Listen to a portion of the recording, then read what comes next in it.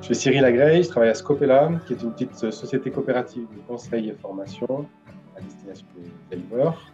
Et on travaille à la diffusion et l'émergence de nouvelles références techniques pour faciliter l'utilisation des prairies naturelles et des parcours.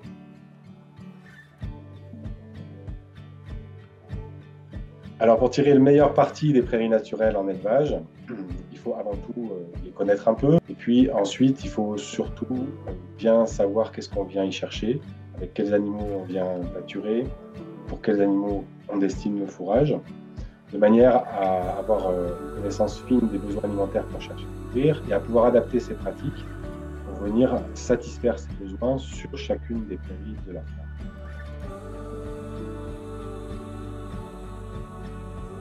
Pour réussir la valorisation des prairies naturelles et des parcours, on peut par exemple faire très attention à la connaissance que son troupeau a de ses végétations.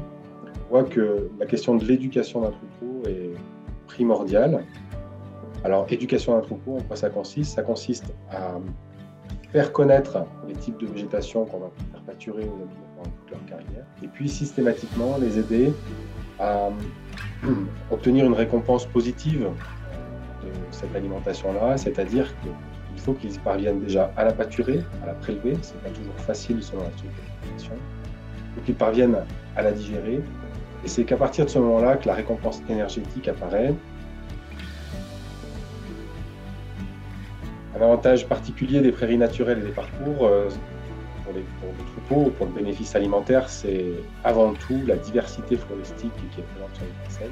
Mais les animaux, eux, ils y voient une diversité alimentaire, qui est une diversité à la fois nutritionnelle. Et puis, eux, ils y voient aussi une diversité de formats, de goûts, de textures, d'odeurs. Et ça, au pâturage pour des animaux, c'est fondamental parce que ça incite le troupeau à pâturer, repâturer, maintenir l'ingestion. Alors nous, à Scopella, le changement climatique, on essaye de s'en occuper, de discuter avec les éleveurs, en considérant que ça fait longtemps que d'autres éleveurs subissent le climat méditerranéen chaud.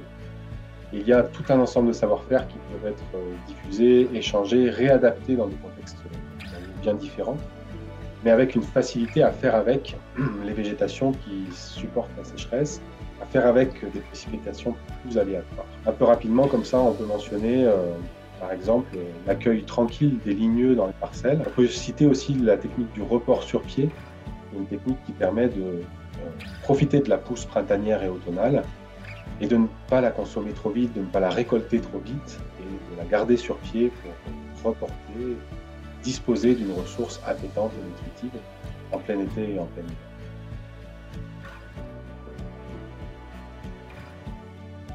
Nous, à Scopella, on anime ce qu'on appelle le réseau Pâturage Juste, qui est un réseau à l'échelle de la France entière et pour lequel on essaye de mettre en contact des éleveurs qui ont des savoir-faire, de manière à ce que chacun puisse faire part de son expérience et que les autres puissent s'en inspirer. Le réseau Pâturage Juste a abouti à toute une série de références techniques qui sont disponibles sur Internet.